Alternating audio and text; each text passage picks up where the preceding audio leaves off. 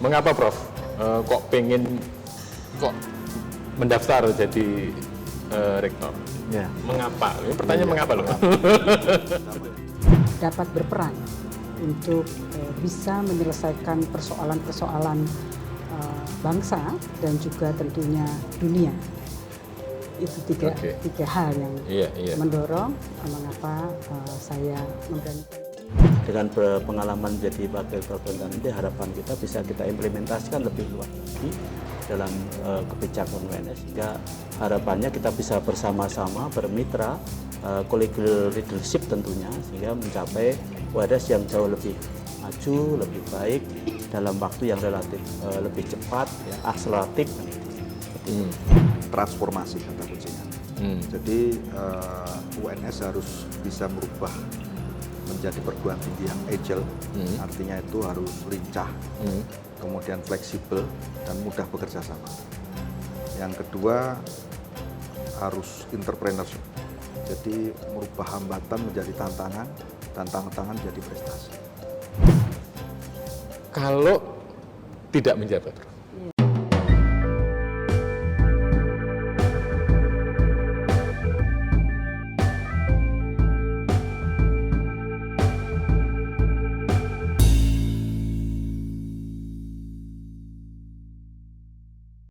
Halo Sobat Indonesia, saya Suwarmin, tuan rumah Wedangan Mas Suwarmin. Ya, dengan seragam kebesaran saya, dengan sarung, dan malam ini kita akan membahas sesuatu. Kita akan bukan membahas ya, serius banget ya. Kita akan diskusi. Kita akan mengenal lebih dekat dengan tiga calon rektor Universitas 11 Maret Surakarta UNS.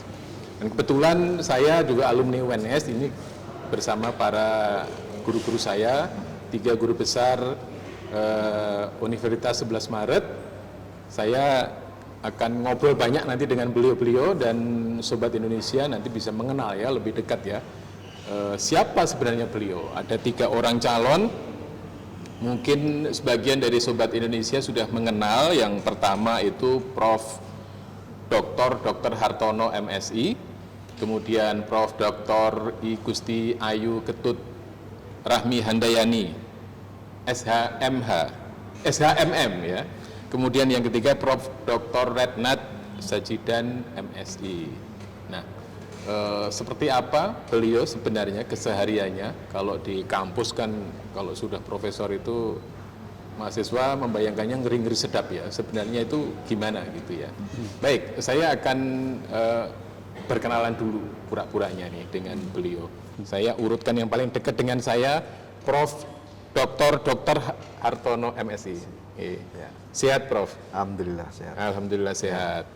Saya kenalkan dulu, Prof hari ini sehari-hari adalah Direktur Rumah Sakit UNS. Ya. Kabarnya Rumah Sakit UNS gimana? Baik. Baik. Kabarnya baik. Alhamdulillah baik. Ya. Tambah pasiennya? Ya. Tambah. Berarti banyak orang sakit dong berarti ya? Iya. Jadi cuma doa kita sebenarnya itu tidak banyak orang sakit. Itu ya. Tapi kalau datang ya tetap kita layani, sehingga alhamdulillah dari tahun ke tahun semakin ramai lah. Prof Har masih ngajar, Prof, di Fakultas Kedokteran masih, ya? Jadi saya masih ngajar juga untuk S1, kemudian ngajar koas, ngajar program pendidikan dokter spesialis, juga masih ngajar S3. Jadi karena direktur itu tugas tambahan, Mas Mark. Oke. Istilahnya tugas pokok kita itu sebagai dosen. Iya. Jadi jabatan sekarang itu jabatan direktur, dekan, segala macam itu tugas tambahan. Lebih senang jadi apa nanti aja ya. Baik, Prof Ayu. Prof, beliau adalah Dekan Fakultas Hukum Universitas 11 Maret. Ya. Prof Ayu, ya. Mulai tahun berapa Prof jadi dekan, Prof? 2019. 2019. Ya. Gimana rasanya jadi dekan sih? Biasa saja. Biasa saja ya. Biasa saja. Fakultas Hukum itu katanya lulusnya cepet-cepet gitu ya. Itu gimana itu, Prof? Apa memang mata kuliahnya gampang-gampang atau mahasiswanya pintar-pintar? Itu gimana? Ya, alhamdulillah intake-nya bagus-bagus. Intake-nya bagus-bagus. Iya, intake-nya bagus-bagus. Sehingga sebetulnya mahasiswanya memang sudah pintar-pintar ya. Jadi kita mengajarinya juga relatif enak ya. Iya, bibitnya udah bagus-bagus ya, Iya, Prof? ya, intake Iya. bibitnya sudah super. Iya. Prof, beliau adalah Prof. Dr. I. Gusti Ayu Ketut Rahmi Handayani, SHMM. Iya. Ini ada ketutnya, ini anak pertama ya berarti ya? Udah anak kelima. Oh, Kalau anak dari kelima ya? Bali Salah itu saya. anak kelima. Kalau pertama kan putu ya. Putu ya? Oh iya. Tapi yang orang tua ada darah Bali ya? Iya, ayah saya Bali, ibu saya Solo. Oh, ayah Lahir- Bali, ibu Iya, Solo ya? Saya lahir di Jakarta, beliau bertemu di Jakarta. Oke. Blasteran. Blasteran Bali, ya. Solo. Perkawinan silang ya? Solo dan Kira-kira itu. Bali ya. Baik, yang ketiga ini ada Prof. Dr. Retnat Sajidan, MSI. Beliau adalah Wakil Rektor 4 bidang apa Prof? Kerjasama? Bidang, ya. Kerjasama? Halo Mas Warmin ya. Iya. Jadi saya saat ini mendapat tugas tambahan sebagai Wakil Rektor bidang perencanaan, kerjasama, bisnis dan informasi.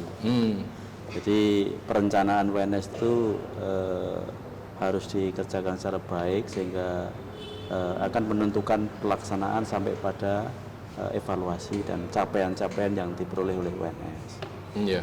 Kemudian kerjasama, alhamdulillah. Jadi ini kerjasama dengan institusi di dalam negeri maupun di luar negeri. Termasuk hari ini kita ada naskah MOU yang ditandatangani antara Solo Pos dengan Universitas 11 Maret. Iya.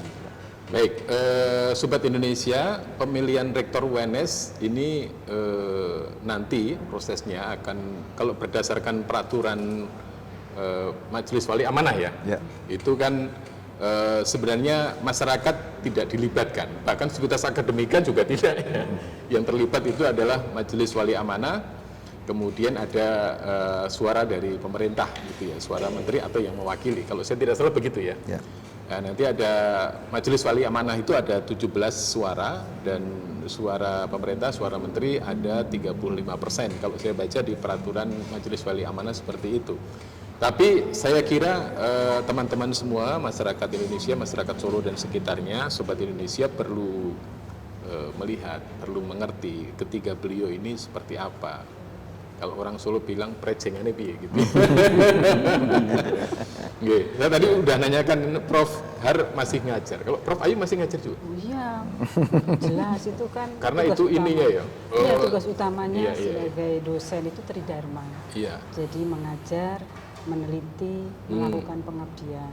Iya. Nah, tentu mengajar di S1, kalau di Fakultas Hukum kan ada S1, lalu S2 ilmu hukum, magister kenotariatan, dan S3 ilmu hukum. Iya. Baik. Kalau Prof. Sajidan ngajar juga? Ya sama. Jadi Tapi kan waktunya banyak di rektorat, Prof. ya tugas mengajar itu kan sudah dijadwal ya. Jadi apakah untuk S1, S2, S3, kalau kebetulan saya bidangnya adalah sains, jadi di S1 biologi, S2 biologi, S2 lingkungan, S2 IPA, S3 IPA, S3 lingkungan, S3 biologi. Jadi kita mengembangkan sumber daya manusia secara baik lah. Iya. Saya memang dalam beberapa tahun terakhir itu meneliti mengenai stimulasi keterampilan berpikir tingkat tinggi. Jadi Stimulasi kemampuan berpikir tingkat tinggi. ya higher order thinking skill ya. Jadi agar masyarakat kita terbiasa untuk berpikir Itu yang sekarang kolaboratif, dikembangkan oleh ini ya, oleh para guru ya, harapannya ya. kolaboratif, kemudian communicative skill, kemudian critical thinking dan creative thinking. Iya. Jadi di negara-negara maju kan pembelajaran memang ke arah sana. Ya, baik Prof. Sajidan, kita mau membicarakan keseharian dari 3 guru besar di sekitar saya ini. Yang paling Prof. Hartono rasakan kan, Prof. Har itu kan ketiban sampur jadi direktur pada saat pandemi. Itu kan raiso diendani ya, kudu ngelakoni. Itu ada yang bisa diceritakan nggak, Prof? Ya, jadi memang tentu dinamikanya luar biasa di awal-awal pandemi COVID-19 karena memang boleh dikata tidak ada satupun rumah sakit sebenarnya yang siap menghadapi. sehingga itu direspon sebagai suatu tekanan ya, terutama ke internal tenaga medis maupun para medis. Sehingga otomatis mengalami, kalau istilah kami itu distress ya, jadi kekhawatiran, kecemasan dan sebagainya. Nah itu yang harus dikelola sebenarnya awal-awalnya seperti itu. Jadi sebelum menangani pandemi, stresnya dulu ya? Ya, akhirnya kita harus meyakinkan kepada teman-teman supaya ini tidak ada pilihan. Ya. Tenaga medis dan keluarganya Ya, Prof? tidak ada pilihan. Nah, pilihannya tinggal kita bendera putih atau kita terus membawa kapal ini menerjang badai. Itu. Jadi akhirnya kita sepakati apapun yang terjadi kita terjang itu badai itu. Nah kalau pengen nerjang badai, saya yakin ada ilmunya, ya Pak, ilmunya kita pelajari. Nah, terus kemudian juga kita bikin proposal, kita mengajukan berbagai anggaran, dana dan sebagainya, baik universitas, kementerian dan sebagainya. Nah itu kita gunakan untuk katakanlah itu memperbaiki infrastruktur, kemudian juga sarana prasarana, alur pelayanan dan sebagainya agar supaya siap menghadapi pandemi COVID-19. Iya. Karena kalau tidak, Dulu diperkirakan berapa bulan Prof? Awalnya banyak ahli memperkirakan 3 bulan, tapi kami betul nggak yakin kalau itu 3 bulan. Sehingga kami memang dari awal memang nggak yakin. yakin. Sehingga kami berani melakukan renovasi, kemudian investasi ke alat dan sebagainya. Nah, ternyata betul perjalanannya panjang, sehingga apa yang kita investasikan juga tidak sia-sia. Dan kami termasuk awal-awal itu yang memberanikan diri sebagai laboratorium pemeriksa PCR. Itu di Indonesia waktu itu ditetapkan oleh Menteri itu 13 ya, jadi 13 lembaga ya. Laboratorium, 13 baik di laboratorium, dua rumah sakit maupun di Kementerian Kesehatan, dan salah satunya di UNS. Waktu itu di Jawa Tengah baru 2. Jadi, UNS dan Laboratorium Vektor Salatiga punyanya Kementerian Kesehatan. Salatiga. Ya, awal-awalnya itu. Oke. Dan itulah istilahnya kita dikenal sebagai rujukan untuk swab PCR. Dan akhirnya masyarakat mengenal rumah sakit UNS sebagai rujukan COVID. Itu blessingnya itu ya? Ya, Iya. ya awalnya itu. Jadi memberikan manfaat dan dipublikasikan oleh media massa, dan akhirnya pasca pandemi ini sudah melekat kelihatannya image masyarakat, sehingga ya tempat parkir jadi penuh, kemudian pasien juga antriannya juga panjang, sehingga kita akhirnya berinovasi antrian online, dan alhamdulillah sekarang sudah bisa terurai sehingga maksimal 3 jam lah BPJS dilayani di rumah sakit. Iya. Karena sebelumnya ngantri berangkat subuh ya? Ya, subuh, pulangnya kadang sore. Kadang sore. Sekarang Iya. insya Allah 3 jam. Oke, luar biasa. Baik, saya loncat ke Prof. Sajidan. Prof. Sajidan kan dosen ya, ngajar. Nah, sementara sekarang itu kan punya bukan beban ya, amanah untuk Tugas tambahan sebagai Wakil Rektor Bidang Kerjasama dan perencanaan kerjasama bisnis dan informasi. ya, perencanaan kerjasama bisnis dan informasi. Itu dan itu kan sangat menentukan dalam konteks bagaimana UNS dipandang oleh orang-orang di Indonesia, di Solo, Jawa Tengah dan Indonesia. Itu dinamikanya seperti apa ini? Saya kira pertama jawaban saya terkait dengan apa yang disampaikan oleh Pak Direktur Rumah Sakit tadi, bahwa di era pandemi kita harus secara cepat menanggapi perubahan yang ada. Dalam hal perencanaan juga begitu. Kita ada program 2G, ganti geser. Jadi bagaimana Pak Direktur bisa melangkah, harus digeser atau diganti kegiatannya karena pandemi kan gitu. Jadi itu fleksibilitas di dalam menanggapi satu kasus karena adanya pandemi, kita harus berubah. Yang tadinya pembelajaran luring harus berganti menjadi daring. Maka di dalam perencanaan harus termasuk ini ya Prof. Wisuda pun ganti ya. Bahkan UNS itu adalah wisuda pertama secara daring itu di-view oleh 1,7 juta orang. Jadi itu adalah pertama yang menggambarkan bahwa kita harus cepat berubah sesuai dengan perubahan-perubahan yang terjadi di lingkungan kita. Itu nggak ada ini Prof. Prof. Sajidan kan kepakarannya di biologi ya. Kok ngurusi kerjasama bisnis itu gimana? Ya ini kan kita tidak langsung ujuk-ujuk orang Jawa. Jadi saya pernah menjadi Kaprodi, kemudian menjadi Wakil Dekan 1 di FKIP 2 periode, kemudian saya dipercaya untuk menjabat sebagai Wakil Rektor kerjasama, dan dulu pernah menjadi Koordinator Kerjasama Luar Negeri UNS waktu tahun 2004-2005. Jadi memang belajar ya, learning by doing lah. Learning by doing. Ya. Oke. Ya, Prof Ayu, ini calon rektor paling cantik, harus diakui ya. Prof Ayu, ini kan Prof juga ngajar, memimpin fakultas, dan juga seorang istri dan ibu rumah tangga di rumah. Itu kan biasanya riweh kayak gitu ya. Itu gimana cara mengatur, menyusun semuanya baik gitu ya, di rumah baik, di kerjaan baik? Ya, alhamdulillah selama ini saya mungkin sudah terbiasa ya, artinya semua itu baik di rumah maupun di kantor ya sudah ditata ya.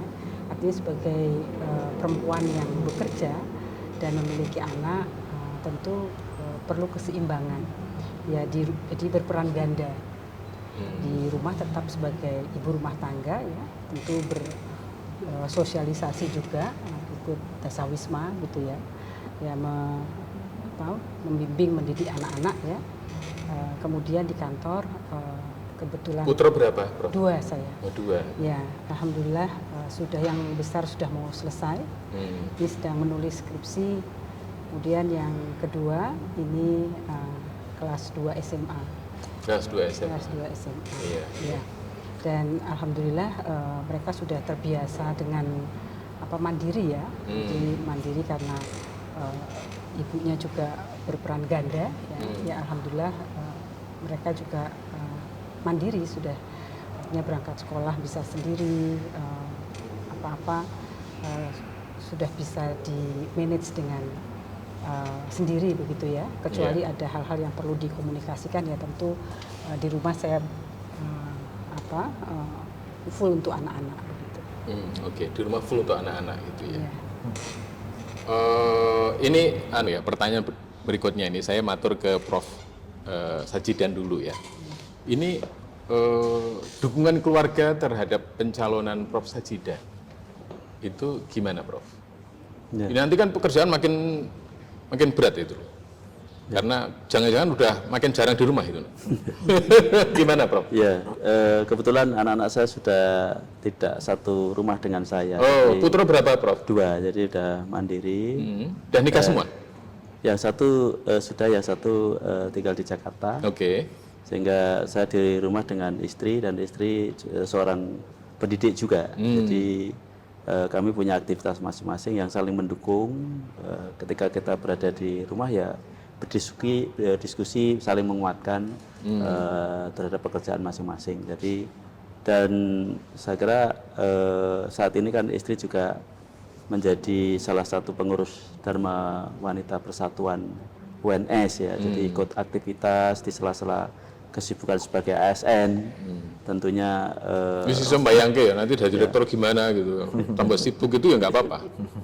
ya tadi konsepnya kemandirian. Jadi kita saling asih asuh ya. Jadi dengan suami istri, dengan keluarga ya, dengan mengoptimalkan waktu yang sedikit itu menjadi lebih efektif dan efisien. Oke. Kalau Prof Ayu, keluarga gimana, Prof? Ya alhamdulillah support. Kalau jangan-jangan rasa ya, jadi memang mereka sudah terbiasa ya. Saya kebetulan juga di bidang riset kan juga membutuhkan waktu yang tidak sedikit ya. Artinya riset yang saya lakukan juga di beberapa tempat di luar Solo kan. Jadi mereka sudah terbiasa ya? Sudah terbiasa. Iya. Ya. Jadi kebetulan dulu saya selalu menceritakan pada anak-anak, masih beruntung anak-anak saya artinya stay dengan saya, karena ayah saya kan angkatan ya, jadi pindah-pindah. Itu saya sementara harus sekolah di Jakarta. Ayah saya dan ibu pindah-pindah tugasnya. Jadi saya sudah mandiri sejak anak kolong ya berarti, Bro? Anak kolong, iya. SD lari-lari cari Mayasari Bakti, Metro Mini, berangkat jam 5 pagi gitu, sudah biasa itu, bangun setengah 4. Jakarta kan hidupnya berat ya, beda dengan di Solo yang relatif saya dulu. Kalau jarak itu di Solo mewah ya. Iya, 10 menit. Rumah ke sana itu Betul. paling jauh berapa menit kayak Ini gitu. 10 menit lah. Iya. Dari rumah ke kampus ya. 10 menit. Iya. Kalau Prof Har gimana Prof? Ya, Putra berapa Prof? ada 3. 3. Ya. Sudah ada cucu? Sudah. Wow, ini satu-satunya Eyang ini. Yang aku gitu. Iya, masih muda ya.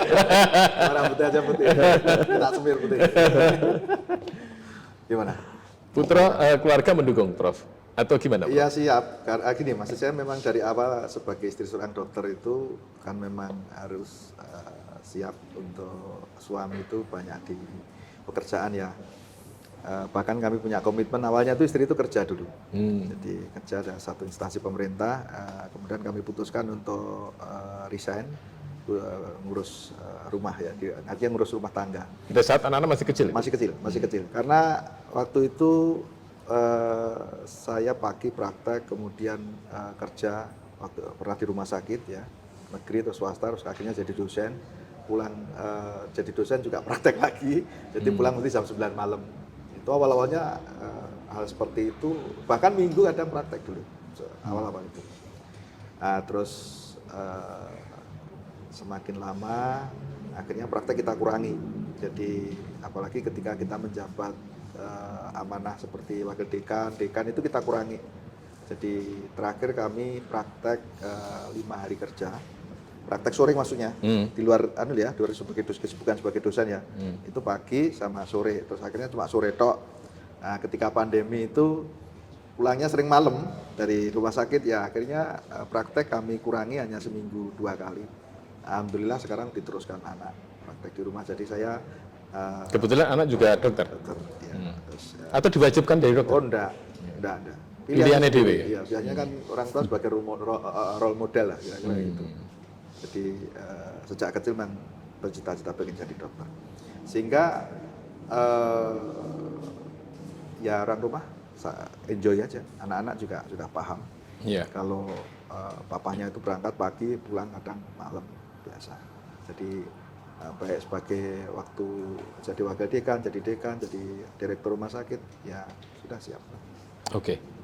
Baik, Sobat Indonesia, ini obrolan singkat ini mudah-mudahan membuat Sobat Indonesia makin mengenal ya 3 beliau. Kita akan masuk ke segmen beliau dan UNS. Prof Ayu, di UNS sudah berapa tahun? Saya masuk 2004. 2004, berarti 18. Ya kira-kira. 18 tahun. Ada momen apa yang bikin Prof Ayu mungkin mengalami turning point ya, atau mengalami ya rasa yang wah ini dunia saya, inilah saya di sini gitu. Itu pada saat apa? Momen apa itu? Semua saat di UNS itu sangat menyenangkan ya. Sangat menyenangkan. Iya, itu dunia saya memang. Jadi karena memang pada dasarnya passion saya itu belajar. Passion belajar. Ya, jadi dulu S1 di mana, Prof? UNS, kebetulan UNS. DNA saya dari UNS. Oh, DNA-nya UNS. Ini alumni semua ini. Alumni. Profesor juga? Iya, alumni. Oh. Ya. Prof Sajida juga? Iya, alumni iya. FKIP. Ya, jadi memang sejak kecil kan memang senang belajar bahasa ya. Kemudian Belajar bahasa kok masuk hukum? ya Bahasa hukum ya? bahasa Belanda kan hukum kan Iya. ini ya apa namanya lebih ke bahasa Belanda banyak Iya, di iya. sana. Nah, jadi ketemu UNS tentu ketemu jodoh dengan dunianya ya. Jadi menjadi pembelajar sejati. Iya. Selalu belajar, pada setiap orang itu tempat saya belajar dan pada setiap tempat itu sekolahan saya. 18 tahun di situ ya? Iya. Jadi setiap momen sangat menyenangkan buat saya di UNS. Iya, iya. Kalau Prof Har berapa puluh tahun, Prof? Saya 97 masuk. Jadi 97 25 ya, Prof? daftar, kemudian 98 prajabatan, terus capak ya. 24 ya, 24 tahun ya. Jadi ya kira-kira 24 tahun. Karena memang agak terlambat. Saya masuk ke UNS usia 33-34 ya. Oh. Karena ke puskesmas dulu, bahkan ke rumah sakit umum daerah. Jadi Dulu sempat di puskesmas mana? Puskesmas. Puskesmas mana? di Muara Kumpe, Batanghari Jambi. Muara Kumpe Batanghari Jambi ya. Iya, di sana. Karena memang waktu itu kan ada istilahnya PTT ya, pegawai tidak tetap itu. Ini wajib kerja sarjana itu. Wajib kerja. Jadi kita berangkat, terus kemudian 2 tahun saya pindah ke Rumah Sakit Umum Daerah Wonogiri, baru masuk ke sebagai dosen karena memang cita-cita. Jadi ketika diminta sebagai Jadi panggilannya dari kecil memang dosen? ya pengen jadi dosen, ke waktu kuliah pun juga asisten dosen. Jadi ketika mendapat penawaran untuk PNS di rumah sakit, saya masih sengaja menghindar, tidak daftar, tapi begitu ada formasi di UNS, saya daftar. Dan itu ketika mendapat pengumuman diterima itu yang saya itu jarang nangis, tapi waktu itu saya menitikan air mata. Iya. Berarti tahun 97 ya? 97 itu. 97 ya. 97. 97 itu pada saat ini ya, Solo Pos mulai berdiri di 97. Ya. Dan akhir-akhir Orde Baru ya? Ya, habis itu kerusuhan kan itu. Aja itu. Iya. Berarti 24 tahun ya? 24 tahun. Prof. Iya. Ada saat-saat yang paling berkesan nggak di UNS, Prof? Ya tentu pasti sama ya, ketika dikukuhkan sebagai profesor itu ya, itu momen yang begitu. Tahun berapa itu? Itu 2014 kalau saya. Ya 2014. Ya. Prof Ayu tahun berapa? 2016. 2016. Oke. Saya bergeser ke Prof Sajidan. Masuk UNS tahun berapa, Prof? Tahun 90 90. dosen. Jadi Dosen ya? Iya. Jadi sudah 32 tahun 32 tahun sampai sekarang ya. sampai sekarang. Iya. Dulu zaman masih muda belia, sampai sekarang juga muda belia. Alhamdulillah. 32 tahun ngajar sebagai dosen Dosen di di FKIP UNS. FKIP. Iya.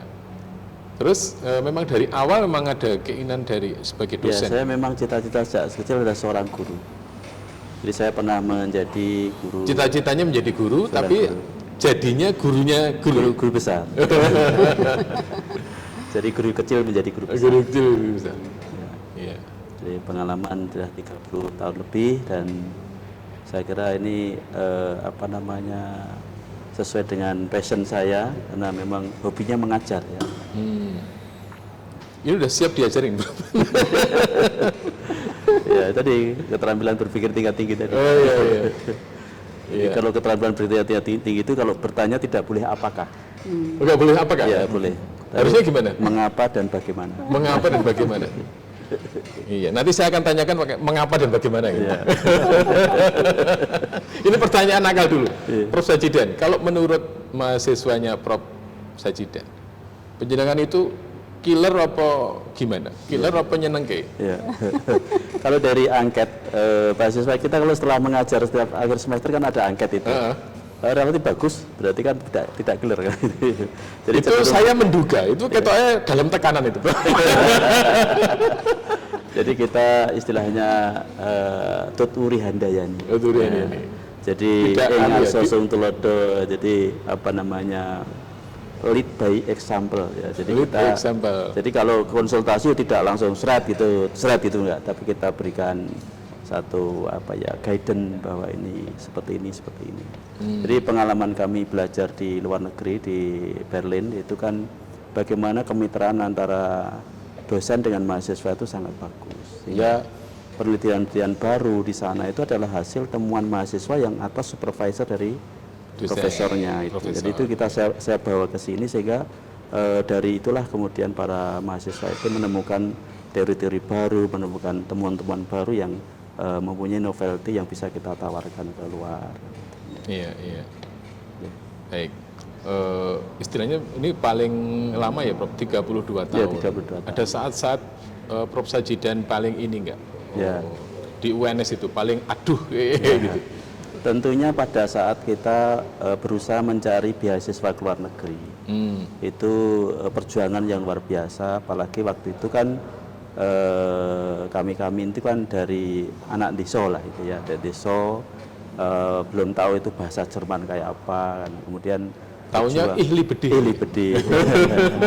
Tahun 97 saya mendapatkan kesempatan untuk kursus bahasa Jerman di mana di Jakarta selama 6 bulan, kemudian ditambah lagi 6 bulan di Goethe Institut Göttingen. Jadi 1 tahun kemudian baru dites masuk ke perguruan tinggi di Berlin itu. Jadi itu challenge yang kami manfaatkan betul. Kesempatan pada saat itu mencari beasiswa tidak mudah, tidak sebanyak sekarang, tapi alhamdulillah dari situlah kemudian membuka bahwa saya adalah dokter pertama lulusan Jerman di UNS. Nah, setelah ini sekarang sudah ada yang ikut meruntuhkan tembok Berlin. Ya, oke.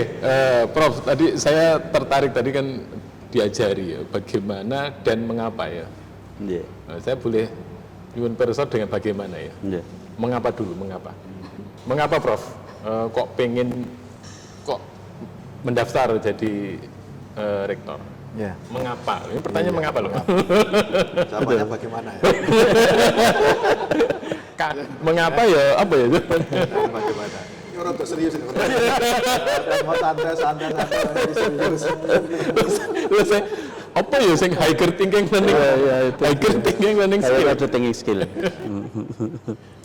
Ya tentu sama, Pak. Pengen kontribusi maksimal lah untuk institusi, kan yang itu rumah kedua kita dilahirkan dari situ, dibesarkan. Dan tentu step by step ya, wakil dekan sudah, direktur rumah sakit juga sudah ya. Kalau pimpinan universitas lah. Jadi supaya skopnya lebih luas ya. Gitu.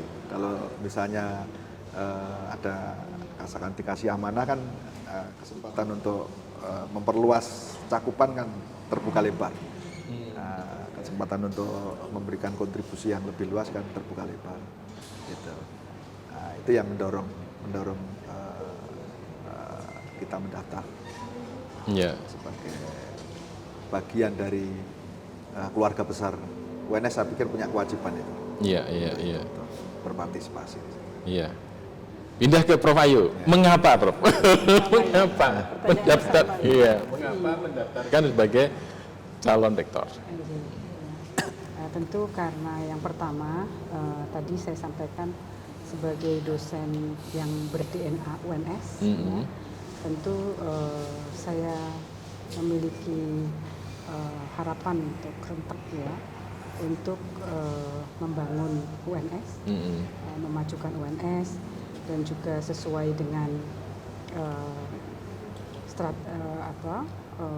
PMWA ya, tentang kebijakan umum UNS yang sekarang menjadi landasan berpijak dari Universitas 11 Maret di PMWA nomor 4 tahun 2022 ya. Kita di 2027 ini akan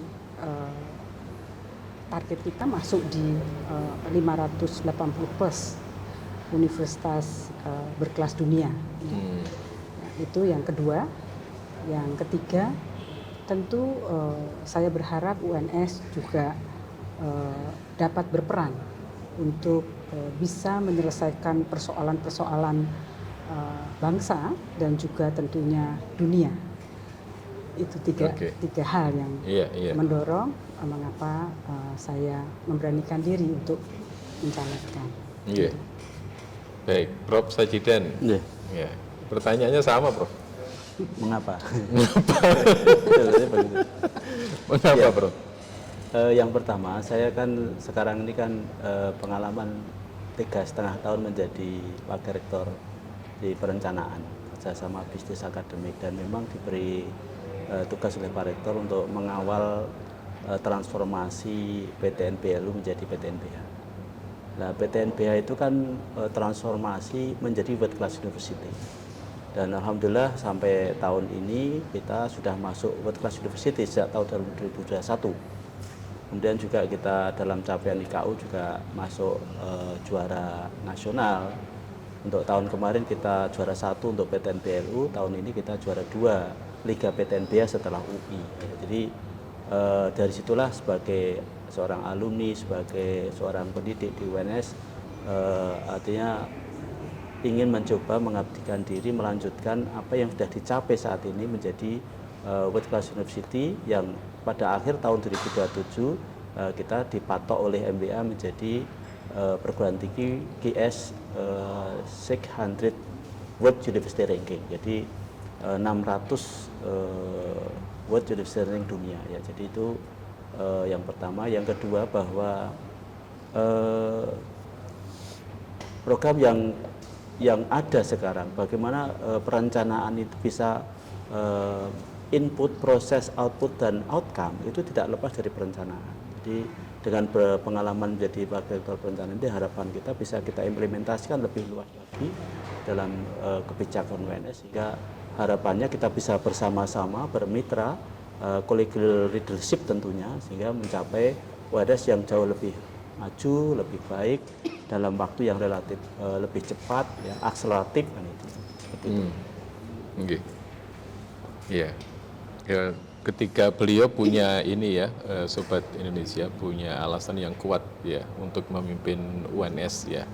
Jadi lebih baik lagi world class university. Nah, tapi pertanyaannya berikutnya, karena tadi dari mengapa saya berjanji mau bagaimana gitu ya. Bagaimana membawa UNS itu menjadi world class university? Kan persaingan luar biasa. Sekarang sudah ibaratnya borderless ya. Flat dunia ini ya. Mau Solo yang seperti sekarang, mau Jakarta yang ibu kota negara, sama London di Eropa yang sana. Itu kan sebenarnya punya kesempatan yang sama untuk bersaing ya, untuk mencuri dan mencari perhatian di global, dunia global. Dengan situasi kondisi masyarakat kita yang seperti ini bagaimana Prof. Prof. Sajidan? Bagaimana ini? Mungkin rumus paling yang bisa diceritakan kepada masyarakat. Bagaimana penjenengan mau membawa UNS seperti sekarang yang sudah menurut hemat saya beberapa tahun terakhir ini makin kelihatan lah kayak gitu. Bagaimana untuk tetap naik makin pesat gitu. Ya. Jadi kita sudah punya capital ya, punya modal yang sangat kuat. Yang pertama adalah manpower kita. Jadi sumber daya manusia UNS sudah bagus dari banyaknya dosen yang berkualifikasi doktor, yang sudah berkualifikasi profesor seperti kami ini adalah kekuatan yang luar biasa bagi UNS. Selain itu juga student body mahasiswa kita 40.000 mahasiswa. Ini adalah kekuatan yang luar biasa untuk kita bisa tarik untuk menjadi world class university. Dan harapannya memang mahasiswa tidak hanya dari dalam negeri, tapi minimal 5% itu nanti mahasiswa kita adalah dari luar negeri. Kalau sekarang berapa persen? Masih sekitar 1-2%. Jadi memang mahasiswa itu ada reguler dan degree dan non degree ya, gitu ya. Jadi termasuk summer course itu kan kita akui sebagai mahasiswa. Jadi itu yang kita harapkan. Maka UNS sekarang punya program yang namanya UNS Scholarship, beasiswa UNS untuk para mahasiswa yang berasal dari luar negeri. Kemudian juga selain SDM, kemudian mahasiswa juga modal yang lain bahwa kita hasil-hasil riset kita ini, riset dan publikasi ilmiah itu akan mendorong betul bahwa kita bisa menjadi perguruan tinggi kelas dunia. Sehingga pada akhirnya nanti citasi per paper kita itu akan kita naikkan menjadi 5. Jadi satu paper akan disitasi oleh 5 penulis yang ada di Scopus kan gitu. Jadi sehingga itu adalah indikator-indikator bagaimana kita mencapai perguruan tinggi kelas dunia, ya, termasuk jumlah program studi yang terakreditasi internasional. Terus kita kembangkan terus. Jadi itulah cara-cara kita atau strategi kita untuk mencapai perguruan tinggi kelas dunia tadi. Baik, ternuwun Prof. Prof. Sajidan. Saya geser ke Prof. Har. Pripun ya, bagaimana gitu ya untuk meraih, orang sering mendengung-dengungkan ya, world class university. Betul. Enak diucapkan tapi kesana pasti tidak mudah. Hanya tidak mudah. Ya, bagaimana dari nih, 1.200 ke 600. Semua perguruan tinggi di dunia pengen mengejar itu. Sekarang posisi UNS 1.200. 1.200. 1.200. Enggak, 1.000 sekarang. Oh, 1.000. Oke. Pada ring itu, sehingga memang transformasi kata kuncinya. Jadi UNS harus bisa merubah menjadi perguruan tinggi yang agile, artinya itu harus lincah, kemudian fleksibel dan mudah bekerja sama. Yang kedua harus entrepreneurship, jadi merubah hambatan menjadi tantangan dan tantangan menjadi prestasi. Kemudian yang berikutnya harus istilahnya strong leadership, harus memiliki itu. Kemudian relevan, artinya riset, inovasi, ya, dan produk-produk dari Sivitas Akademika itu harus relevan dengan persoalan yang ada di masyarakat dan bisa mengatasi permasalahan-permasalahan baik lokal, nasional maupun global. Kemudian yang berikutnya adalah transformasi digital. Karena ini era terjadinya disrupsi teknologi, termasuk teknologi informatika. Harus melakukan transformasi itu. Jadi salah satunya adalah membangun sistem yang komprehensif dan integrasi, terutama kaitan dengan sistem manajemen pembelajaran. Ya, itu yang menjadi PR. Kemudian yang berikutnya harus good university governance. Jadi dikelola secara transparan, akuntabilitas, ya, kemudian efektif, efisien, ya, dan sebagainya. Jadi nanti setelah kita bisa bertransformasi, kemudian kita bikin roadmap, ya, sesuai dengan peraturan MBA, ya, yang tahun 2022 tentang roadmap UNS, kemudian kita turunkan menjadi rencana strategis. Rencana strategis untuk kurun waktu 5 tahunan, 2023-2028, dengan tahapan-tahapan yang sudah kita susun nanti. Misalnya dari 1.000 ke 600 tadi, berarti di 2023 seperti apa, 2024 seperti apa, dan seterusnya, sampai indikator-indikator lain yang mengikuti. Nah, kemudian setelah kita bikin rencana strategis, baru kita tuangkan dalam program kerja sesuai dengan indikator yang mau kita capai. Iya. Kira-kira seperti itu. Baik, Prof Har, matur nuwun. Kalau Prof Ayu, bagaimana cara mendorong dari peringkat 1.000 ke 600 tadi? Pasti kan tidak mudah ya? Iya. Ribon, Prof? Ya, jadi hari ini kita di posisi 1001 plus kan, 1001 plus versi QS rank. Nah, untuk menuju ke 600 sesuai target kita, tentu yang pertama saya membangun sebuah misi kepemimpinan saya, yaitu tentu membawa UNS ya menjadi perguruan tinggi yang bereputasi global dengan good university governance, di mana good university governance ini tentu ya transparansi, akuntabilitas, partisipasi, ya. Di situ perlu penguatan. Kemudian juga kita sudah PTNBH tentu penguatan otonomi, ya, otonomi yang real mestinya ya. Di mana ya tentu sebagai garda terdepan untuk peraihan IKU itu sesuai tentu parameter dari Kemenristek Dikbud ya, dan juga perankingan garda terdepannya itu adalah fakultas atau prodi. Jadi prodi-prodi ini kan kemudian dipayungi oleh fakultas. Dia ini yang akan terbang untuk mendapatkan meraih IKU dan mendapatkan indikator-indikator perankingan. Ini otonomi fakultas diberikan penguatan ya. Kemudian tentu kita tidak mungkin kerja sendiri ya. Jadi perlu ada bersama-sama kita berbagai organ ya, ada eksekutif, rektorat ya, yang tadi RKPU, kemudian ada SA, kemudian ada MBA, DP, dan juga tentu mahasiswa, dosen ya, alumni. Ini perannya sangat besar. Semua ini kita kolegial kolegial leadership ya, dan progresif.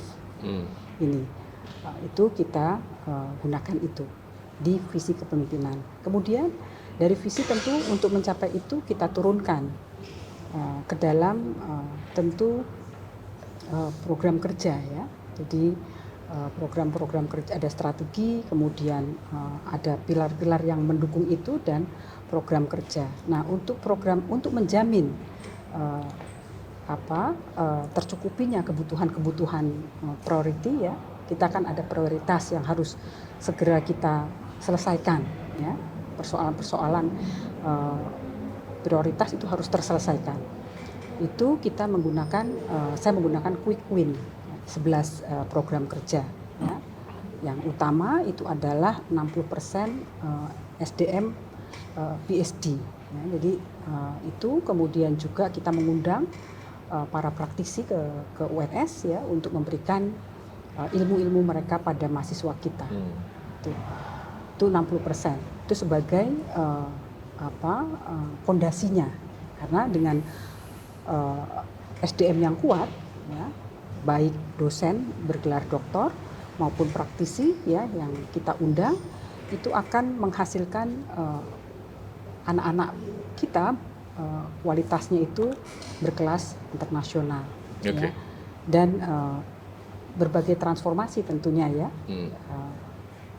di keuangan ya, kemudian pembelajaran dan kegiatan-kegiatan yang menunjang ke sana ya. Kolaborasi termasuk di dalamnya juga endowment fund ya, yang tentu ini juga merupakan hal yang penting juga. Kemudian juga tentu teaching factory, kita punya fakultas-fakultas yang tentu ini bisa menjadi akselerasi teaching factory ya. Oke. Iya. Baik, saya akan bertanya kepada para Bapak dan Ibu yang di sini, karena di luar sana ini kan perubahan itu kan luar biasa ya. Perubahan karena teknologi informasi, ditambah perubahan karena COVID. Orang bilang menyebutnya disrupsi ganda kayak gitu, double disruption. Nah, kebutuhan masyarakat industri terhadap kualitas mahasiswa lulusan itu kan juga bergeser gitu ya. Dan kadang-kadang kampus itu karena kondisi peraturan mungkin regulasi dan sebagainya tidak cepat menyikapi itu ya.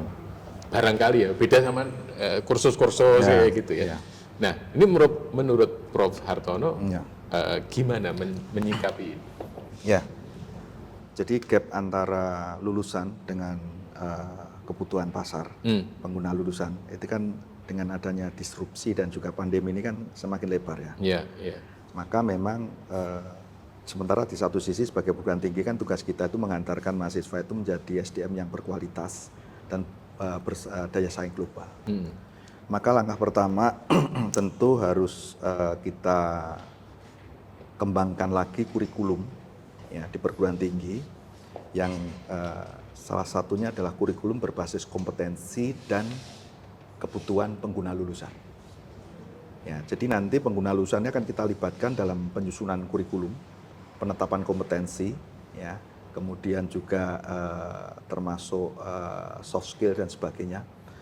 Kemudian juga kita libatkan dalam proses belajar mengajar yang dinamakan dengan praktisi mengajar misalnya begitu. Dan perusahaan juga akan kita gunakan sebagai tempat magang dan sebagainya. Ya, sehingga nanti harapannya adalah bahwa lulusan yang kita ciptakan itu sudah sesuai dengan kebutuhan di lapangan. Ya. Jadi nanti di samping mendesain kurikulum dengan diikuti model-model pembelajaran yang istilahnya itu partisipatif, kolaboratif, ya, seperti misalnya problem based learning, kemudian case based learning, dan juga bisa project based learning. Itu akan semakin mendorong agar supaya pengetahuan dan skill itu memang sesuai dengan kebutuhan pasar. Nah, kemudian setelah itu kan kita juga harus melakukan ekstensifikasi dan intensifikasi kerjasama dengan mitra strategis, dalam hal ini adalah industri dan instansi-instansi, agar supaya tadi ya, mereka bisa kita gandeng, kita jadikan mitra kerjasama, baik itu untuk proses pendidikan, kemudian untuk praktek kerja, kemudian juga sebagai praktisi mengajar, dan juga istilahnya sebagai tempat dosen untuk riset, mahasiswa untuk riset dan sebagainya. Sehingga nanti otomatis itu semua goalnya adalah mahasiswa lulusan kita itu siap ya untuk tadi diserap pasar dan bersaing secara global. Oke. Dan yang lebih penting lagi bahwa di dalam kurikulum berbasis kompetensi tadi kita juga harus menekankan apa yang dinamakan dengan soft skill. Jadi tidak semata indeks prestasi. Nah, soft skill inilah yang istilahnya dengan merangkul mitra strategis tadi kita bisa mengembangkan apa yang dinamakan sekarang itu istilahnya program MBKM, Jadi Merdeka Belajar, Kampus Kampus Merdeka. Merdeka. Itu intinya kan memberikan kesempatan mahasiswa untuk belajar sesuai dengan kompetensi yang diharapkan. Ya, bisa bahkan pada titik tertentu itu belajar di luar kampus, ya di industri tadi, di institusi tadi. Jadi sebenarnya ini mengadopsi apa yang sudah dilakukan di Fakultas Kedokteran. Itu dampaknya kantin kantor saya itu kalau siang itu jadi kayak kantin kampus karena banyaknya mahasiswa. Iya. Jadi itu yang memang kita harus lakukan, di samping ya tadi transformasi digital untuk menunjang itu semua. Ya, kemudian meningkatkan kualitas SDM kita, kemudian juga mindset SDM kita, kemudian juga kualitas dan kuantitas tentunya.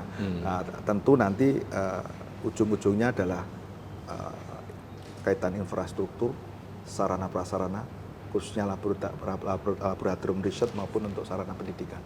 Dan itu nanti pasti akan ujungnya anggaran. Ya, jadi roadmap untuk anggaran mestinya juga harus disusun dengan detail. Itu kira-kira Mas Farmi. Iya, Prof. Ayu. Ini pertanyaan saya sama. Bagaimana menyesuaikan? Karena mahasiswa yang dipelajari buku-buku lama, ya, yang belum tentu case base, ya. Kalau ada case pun case tahun sudah tidak relevan, gitu. Nah, sementara tantangan di luar sana sudah sedemikian berubah. Gimana ini, Prof? Ya, jadi untuk mendekatkan dunia teori ke dunia nyata, ya, sebetulnya Kemendikbud, Pak Menteri kan sudah mengeluarkan ya kebijakan Merdeka Belajar Kampus Merdeka. Ini memerdekakan baik mahasiswa maupun memerdekakan dosennya. Jadi mahasiswa bisa mengambil mata kuliah di luar program studi dan bahkan di luar kampus ya. Ini merupakan salah satu, saya pikir salah satu terobosan ya untuk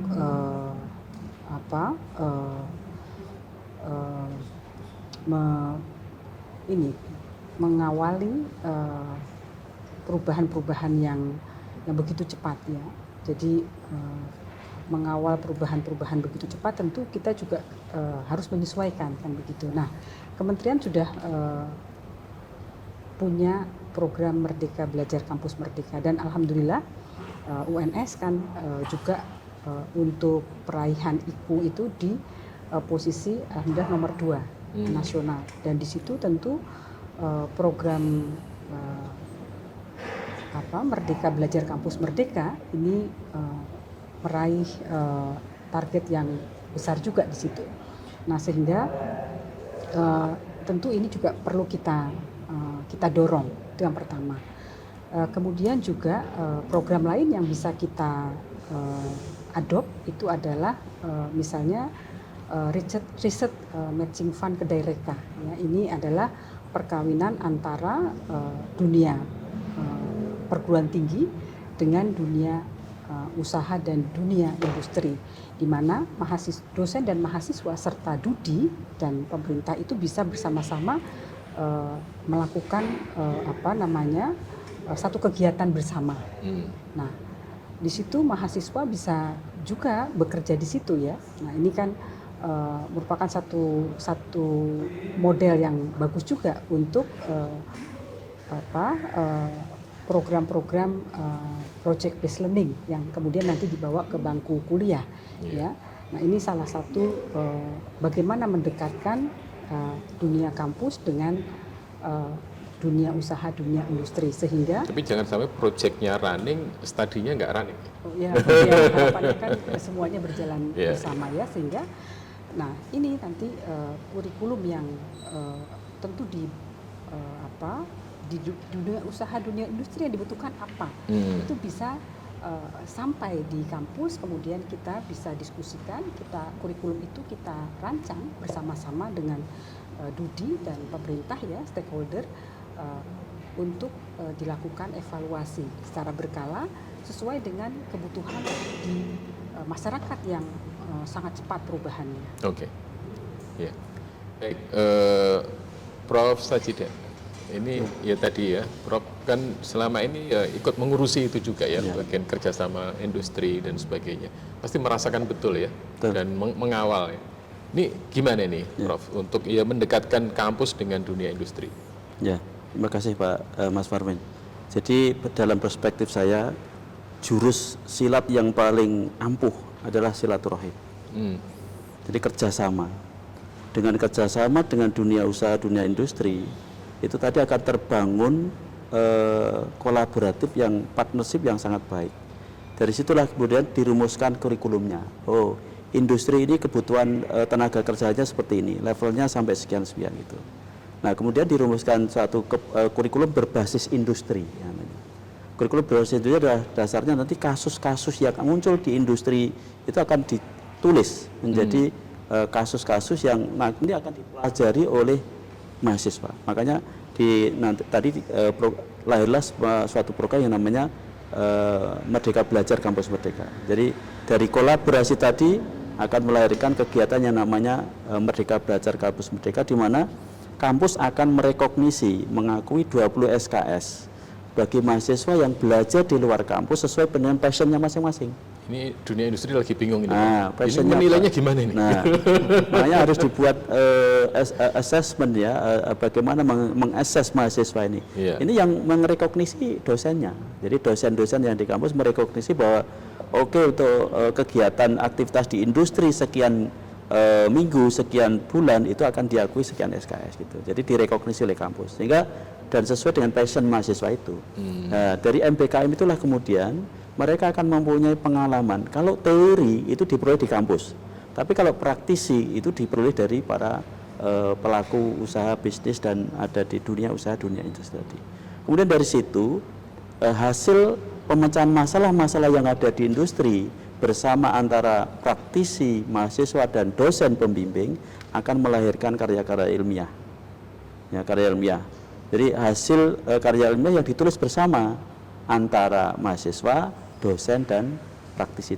Jadi praktisi boleh punya tulisan, tapi kolaboratif dalam penulisan jurnal yang atau tulisan karya ilmiah yang bersama dengan mahasiswa dan dosen tadi.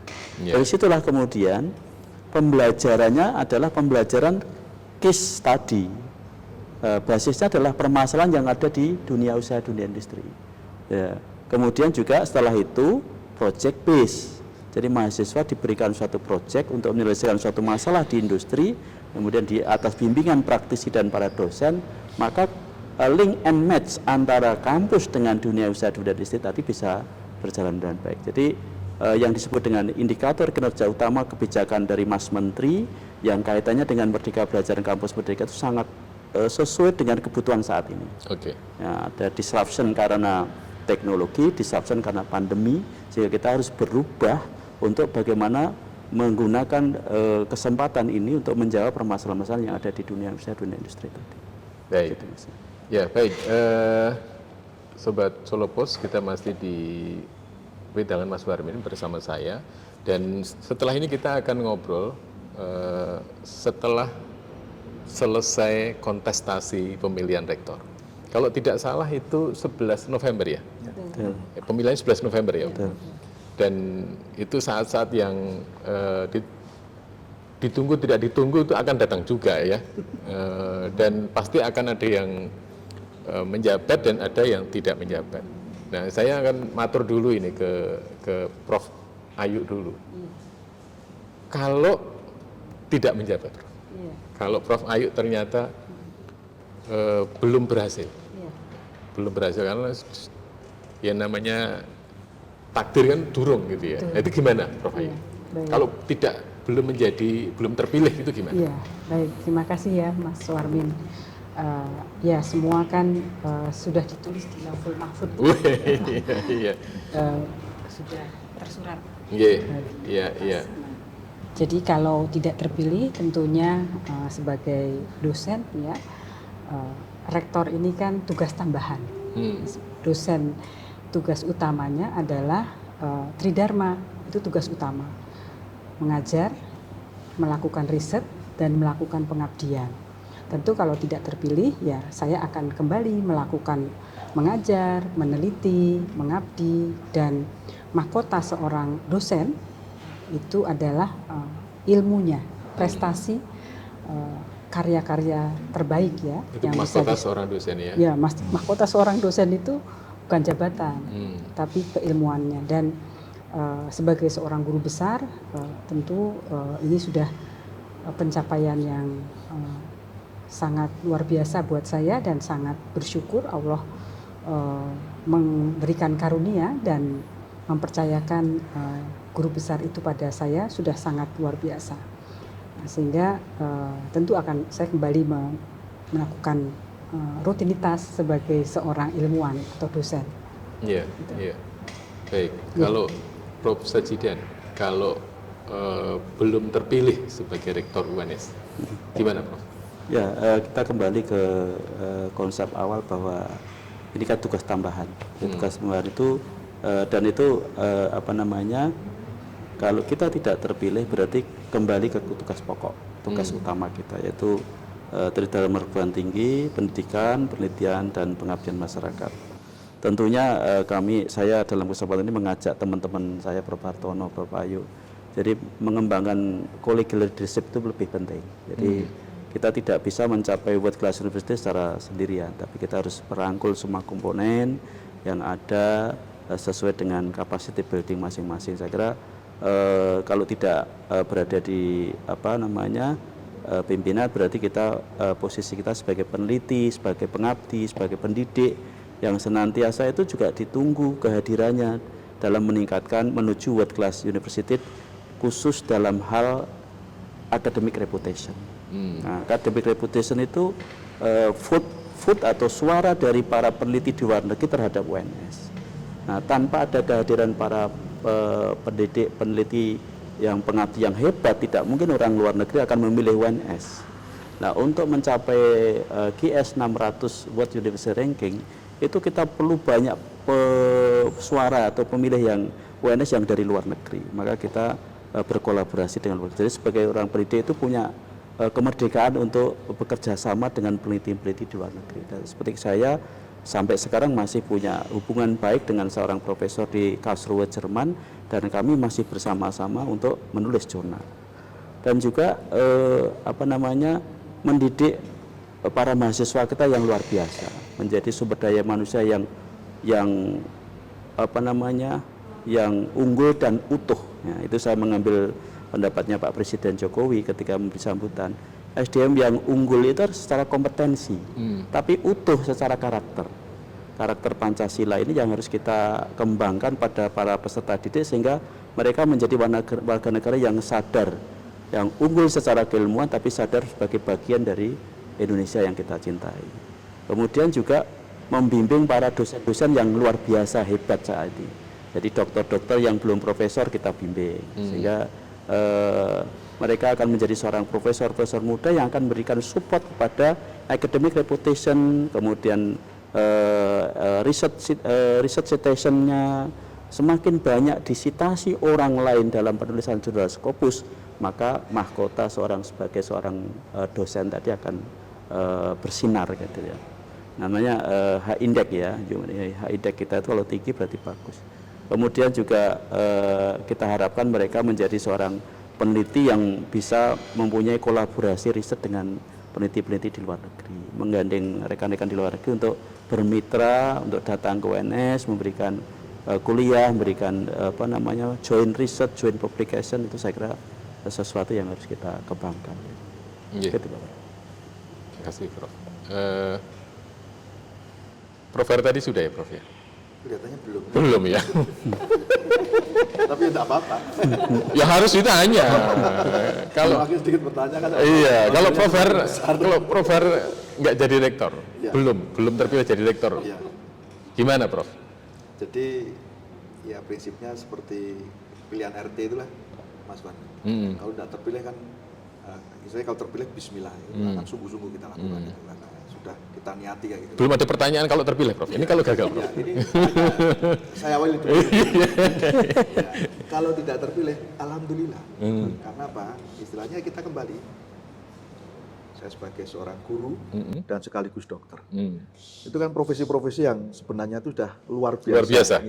Jadi istilahnya kesempatan beramal jariah itu kan terbuka lebar di situ. Yeah. Ya sudah, kita kembali ke habitat itu.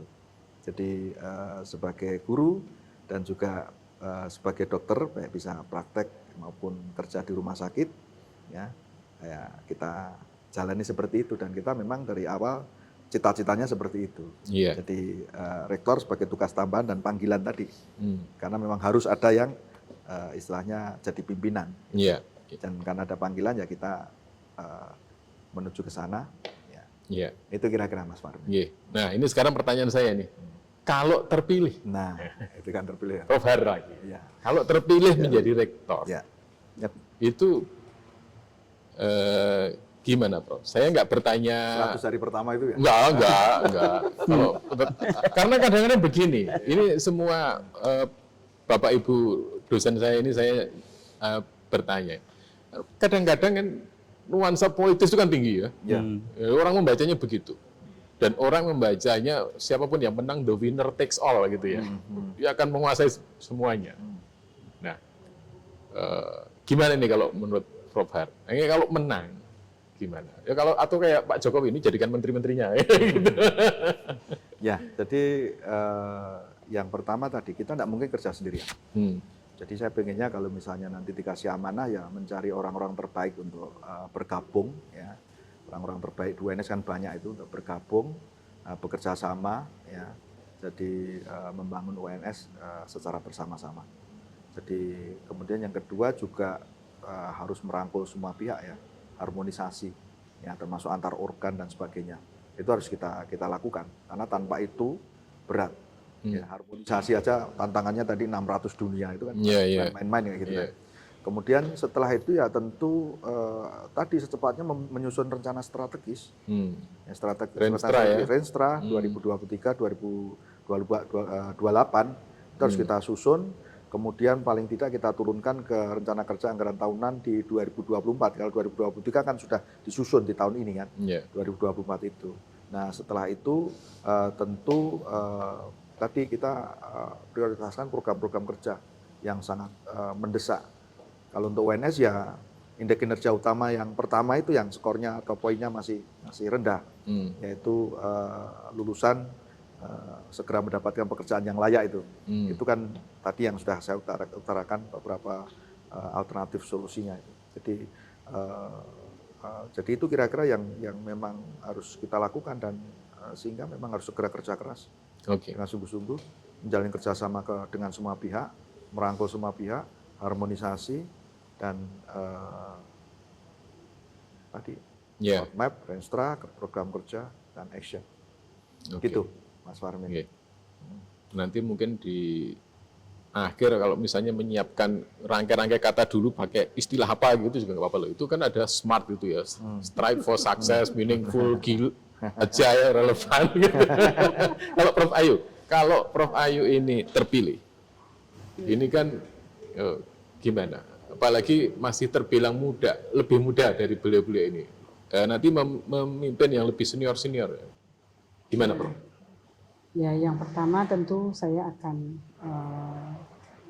mencari wakil rektor terutama di bidang akademik dan mahasiswa ya, yang humanis, ya, bisa berkomunikasi dengan mahasiswa ya, dengan baik, supaya karena kunci kesuksesan adalah komunikasi yang baik.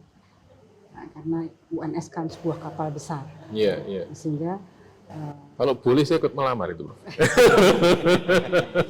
Kan komunikasi. Ya, itu nomor satu. Kemudian yang kedua, saya akan tentu mengundang mahasiswa, ya, berkonsolidasi, melakukan pemetaan kebutuhan mendesak yang harus segera terselesaikan. Kemudian yang ketiga, sarana prasarana yang mendesak, ya, infrastruktur harus segera dibenahi. Minimal itu. Ya. Baik, Prof. Sajidan, kalau Prof. Sajidan terpilih, ya kehendak zaman, kehendak yang di atas, kehendak semuanya terpilih, Prof. Gimana, Prof? Ya. Yang pertama, saya kemarin sudah mengusung yang namanya program prioritas EduFlexip. EduFlexip. Edu itu education, F-nya finance, ya, finance, L-nya itu leadership dan governance. Kemudian A-nya itu asset and investment, G-nya itu adalah global global awareness dan branding, ya. Jadi G, flag, S-nya adalah society community, jadi apa namanya service community, jadi pengabdian pada masyarakat. Kemudian I-nya adalah innovative research, P-nya adalah planning and development. Jadi singkatannya edu flagship. Secara istilah terminologi flagship sendiri adalah produk unggulan. Jadi kita mengambil itu edu flagship itu adalah satu rangkaian, dan kami sudah tarik linearitas antara program prioritas. Jadi dalam RKAT, kami kan kebetulan Wakil Rektor dan Perencanaan. Di dalam RKAT itu harus turunan dari PP 56 diturunkan menjadi peraturan MBA menjadi kebijakan umum itu tadi, rencana induk pengembangan, Renstra, RKAT. Ya. Yeah. Nah, RKAT, di dalam RKAT itu adalah namanya program prioritas yang akan diturunkan kepada indikator kinerja utama. Kami sudah menarik linearitas antara program prioritas, indikator kinerja utama, dan bidang kerja. Otomatis dari flagship nanti bidang kerja itu ada 4 wakil rektor.